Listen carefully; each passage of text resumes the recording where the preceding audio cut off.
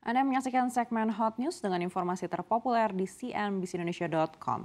Kita langsung saja ke informasi yang pertama. Harga emas dunia ambruk di tengah lonjakan dolar Amerika Serikat dan imbal hasil US Treasury.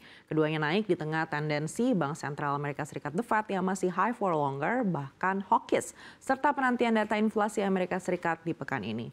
Harga emas ambruk setelah dolar dan imbal hasil US Treasury terbang. Indeks dolar melemah menjadi 106,05 pada perdagangan kemarin. Posisi tersebut adalah yang tertinggi sejak 16 April 2024 atau 1,5 bulan terakhir. Kenaikan dolar Amerika Serikat dan imbal hasil US Treasury berdampak negatif ke emas. Dolar Amerika Serikat yang menguat membuat konversi pembelian emas semakin mahal sehingga mengurangi pembelian. Emas juga tidak menawarkan imbal hasil sehingga kenaikan imbal hasil US Treasury membuat emas kurang menarik. Melansir data Refinitiv pada perdagangan Rabu kemarin, harga emas berakhir melemah 0,91% atau nyaris 1% ke angka 2.000 dolar Amerika Serikat per troy ounce.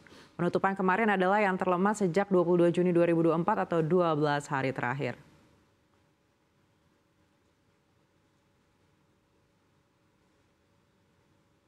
Kabar buruk melanda Jepang. Mata uang yen melemah ke level terendah sejak 1986 terhadap dolar Amerika Serikat di hari Rabu.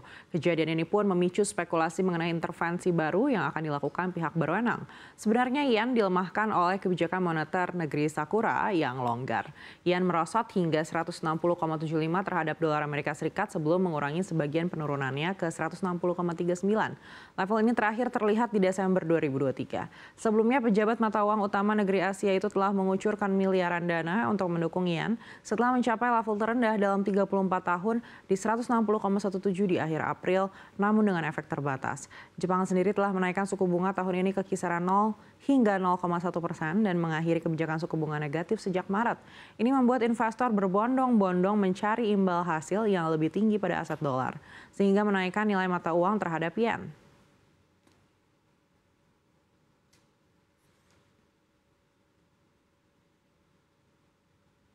Berikutnya kita beralih ke Korea Utara. Korea Utara mengklaim berhasil menguji kemampuan rudal multi hulu ledaknya. Pemberitaan resmi disampaikan kantor berita pemerintah KCNA. AFP pun mengabarkan Pyongyang berhasil melakukan uji pemisahan dan kendali hulu ledak bergerak individual pada 26 Juni 2024. Hulu ledak bergerak yang terpisah diarahkan dengan benar ke 3 sasaran koordinat. Uji coba ini bertujuan untuk mengamankan kemampuan MIRV mengacu pada beberapa teknologi yang dapat ditargetkan secara independen atau kemampuan untuk menembakkan banyak hulu ledak pada satu rudal balistik. Pemberitaan resmi KCNA muncul setelah militer Korea Selatan mengatakan Korut telah melakukan uji coba rudal hypersonic Rabu waktu setempat. Namun peluncuran itu berakhir dengan ledakan di udara.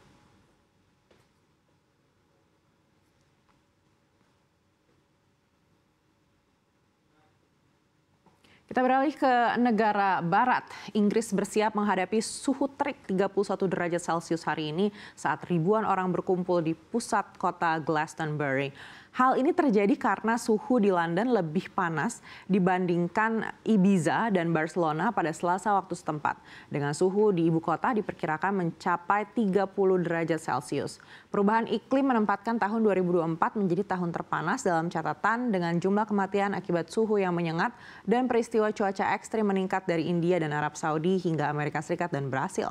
Gelombang panas adalah periode cuaca panas ekstrim panjang berupa peningkatan suhu yang melebihi rata-rata. Fenomena gelombang panas itu dialami oleh beberapa negara seperti India, Filipina, dan Arab Saudi.